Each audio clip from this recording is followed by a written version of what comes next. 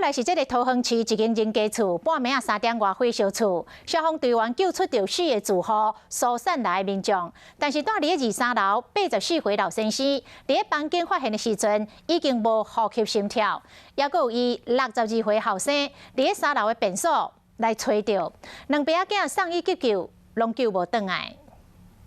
桃园这间徛过2楼，红烧到乌烧烧，壁顶的泰炉嘛熏到乌乌乌。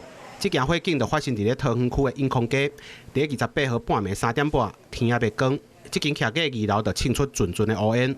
警消人员总共出动55名来拍火。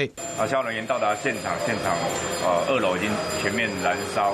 那我们除了疏散2楼以上的民众之外，那在1楼的部分，我们也抢救出这个行动不便的这民众。 消防队员嘛，赶紧救出4名受困伫咧厝内底的民众，救护车嘛赶紧将84岁的电生男子，也阁有伊62岁后生赶紧送病院。